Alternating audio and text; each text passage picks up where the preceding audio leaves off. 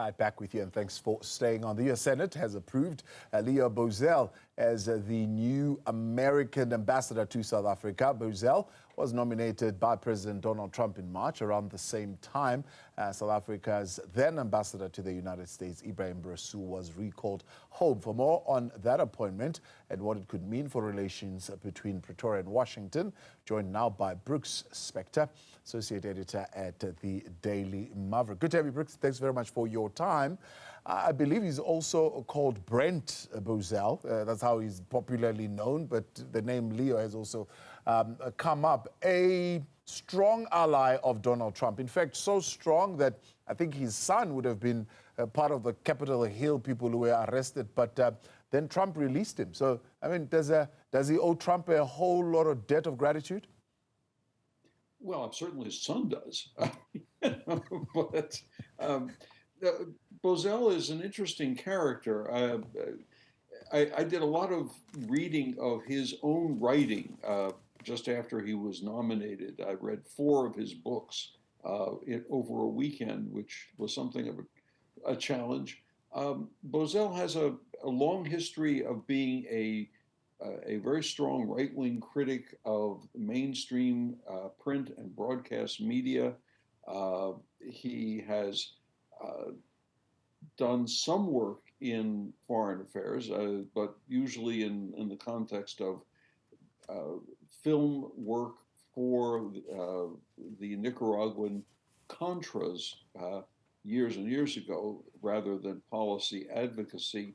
And I wrote an article about Bozel when he was nominated, and there was an essay in one of his books where he talks about how he was not a huge fan of Donald Trump at the beginning, and then he had a chance to have a sit down with him, and they met, and he came away increasingly favorably disposed toward Donald Trump, so much so that he really quite seriously came over to Trump's views and side and approach.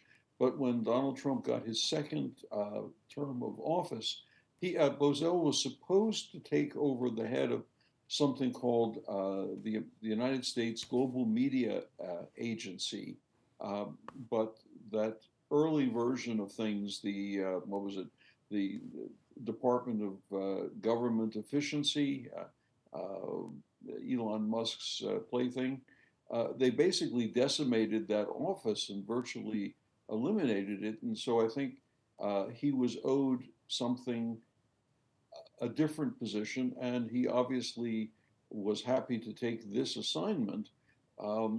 He has never been, as far as the record shows, he's never been much of a supporter of the new version of South Africa, and was something of a supporter of the old version. But remember, he's the ambassador for the current US government and president. He's not a freelancer, he's not a freebooter. In his confirmation hearing, he basically said, look, I will be assigned to advocate the policies, the positions, the views that my president wishes to be put forward, which is basically the job of an ambassador for any country in any circumstances. Yeah. You're not a freelancer anymore. I mean, the communication with Washington is almost instantaneous and almost constant. And so you will be watched and examined on what you do and how you say it.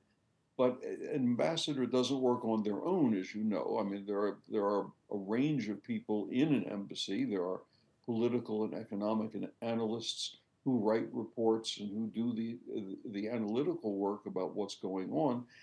And in the best of circumstances, we can hope that those people will be able to show Bozel the larger truth of circumstances here, rather than that very awkward rhetorical idea that, among other things, the white Afrikaner farmers are being systematically persecuted in some kind of genocide, yeah, which you and I both know is not the case. Absolutely. But But looking at one of his the, go ahead. three-pronged strategy, which you mentioned when he was confirmed, I mean, does that tell us as to exactly what is bugging Donald Trump, for lack of a better word, more than this disinformation of a white genocide? One, the relationship with Russia and China and Iran. Two, the ICJ matter, or the ICC matter, and maybe a little bit of the domestic policy on land rights. Oh no, all those things are very clearly on the agenda from the Trump administration with regard to South Africa. Um, I would put it a slightly different way, however. It's not a one-way street. The South African government needs to be very, very proactive, very, very careful, and very, very detailed in its presentations to him in why each of these policies is what they are and why the South African government adopted them, and how, in spite of the differences on these issues, the two countries can and should work together. And I'd add another footnote to that, of course. It's something, you've probably heard me say this any number of times. A relationship between two countries like South Africa and the United States is not simply the sum of the two governments' activities. There are many hundreds of American companies that have franchises or branches or even regional headquarters based in South Africa. They employ many, many thousands of people. And there are a whole range of other activities, whether there are private cultural exchanges, tourism, university to university relationships, and we can go down the whole list of things that are all part and parcel of the real broader relationship. And Bozel should be, both by his American colleagues in the embassy and the South African government, all of that information needs to be brought to bear to show him where the depth of the relationship lies beyond the current disagreements on the policies that you've inventoried. Yeah. But I mean, others saying, well, if this is the mandate that he is carrying coming to South Africa, it's a given that this is a mandate for confrontation. I mean, already we are seeing quite a bit of an exchange around the G20 situation, and it's just going to get worse. There's an old saying, if you'll pardon the way I say it, one definition of diplomacy is to be able to tell your interlocutor how to go to hell and look forward to the ride. In other words, the idea is that diplomatic encounters are not simply confrontational. They're not simply two guys, duking it out in an after-hours shebeen. It's got to be bigger, broader, and more adult-like than that. Now, there is no way, it's absolutely true, there is no way I can see that Bozel or his staff will be able to convince the South African government to simply make a 180-degree turn on the issues that we're talking to. But by the same token, there have to be ways to figure out how the relationship can be improved off of its current rather sad circumstance, even though there are disagreements on certain topics. I mean, the United States has relationships with lots of countries where there are disagreements. They have relationships with Russia, difficult ones for sure. They have relationships, deep ones with China in all manner of ways. They have relations with any number of other countries where lots of issues stand in the way of a loving embrace. Yeah. And in the real world, rather than in the rhetorical world, you have to figure out ways to make those things work, even when you disagree, and especially when you disagree. Really, let's be clear about that.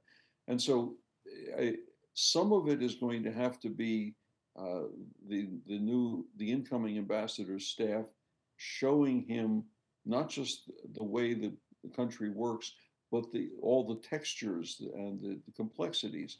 But part of it's also going to be South Africa's responsibility to introduce and explain and engage him on more than simply the issues that we're talking about. I mean, and this is what one does in diplomacy if you do it correctly and if you do it well and if you do it effectively. Yeah. How different is he to former U.S. Ambassador to South Africa, Reuben Briggedy? I mean, he obviously didn't do too well with South Africa also when it comes to the Lady R situation. So he was not really the favorite at some point in time. Is it a case of moving from bad to worse? Well, I mean, the Ambassador Briggedy was by most estimates doing rather well up until the Lady R and um, his sort of ad hoc remarks that precipitated a rather strong blowback. Up until that moment, he had been uh, aiming for building relationships. He'd worked pretty hard on a multifaceted, multidimensional, sorry for the buzzwords, re, uh, relationship between South Africa and the city of Atlanta. And there were lots of synergies that Briggedy thought could be seen there. Uh, to his misfortune, he got enmeshed in the Lady R and his own comments about it. Uh, Regardless of the truth of the matter, that was not the way one should have done such a thing. You go to the government quietly and you say, "I have this evidence. We need to get some clarification on this. Let's talk about this really straightforward, really frankly now because it's important to my government." He didn't do that, and the result was pretty much as everybody saw. Um, Bozel, I think, and I'm just tossing this out uh, to you, and I've been saying this to other media over the last couple of days, that besides building that relationship by the local government and by the embassy to build on those possibilities, I suspect, and this is just my suggestion, that the media in this country is going to have an important role in helping to shape Ambassador designate Bozell's view on South Africa. The man has been in the media world for decades. He understands how the media works and how messages are shaped and conveyed. And it will be important to engage him in forums, interviews like this, open-ended interviews like this, or in deeper kinds of conversations. And I do hope that you and others do just that, because it will be important for him to get a sense of the energy and the vitality of much of South Africa's Mm. public arena. And I'm certainly planning to engage him as quickly as can be done once he has arrived and once he has presented his letters of credence to the South African government, and assuming that they accept them and that he takes up his position as the accredited ambassador. Well, others are saying we've traveled all the way to Washington. We brought in a whole membership of cabinet there, some white ministers. We brought in some white businessmen there to try and explain this position of South Africa to Washington. It didn't help. How different is going to be when Bozel is in South Africa, if they've already made up their minds about what their Well, position is? I mean, let's take the two cases together. Uh, Cyril Ramaphosa and Donald Trump sat down in a room of it looked like there were about 20 people in that room, and the conversation started out amicably, more or less. I watched it like many people did, until Donald Trump took out some fairly salacious and not altogether truthful news reports, in quotes, most most specifically that picture of that installation art of the crosses, the white crosses along the highway in the northern part of the country, and somehow managed to explain that that was those were the burials of all of the farmers who had been killed in the genocidal activity. And poor Cyril Ramaphosa was caught out by that and unable to respond. That was a meeting of what, maybe 90 minutes. Bozel will be here for X number of years. And in the best of circumstances, because he is going to be signing off on reports, analyses, and other documents that go back to Washington, phone calls, and who knows what else. He's going to be saying, look, this place is a little more complex than the heated rhetoric that some people have been speaking about it. Not actually saying you, Donald Trump, are lying. You framed this a little differently, and he's going to be here.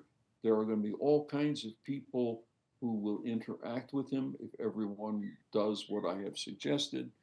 And it will begin to change some, not all, some of the texture of the conversation.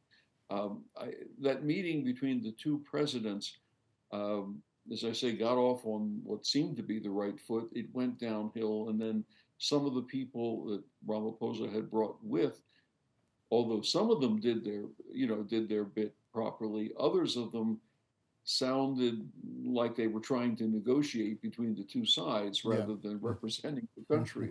It didn't quite come off the way it was where they had hoped, I think. I really do pin all of this on the idea that you'll have an audience of one. You'll have Brent Bozel there.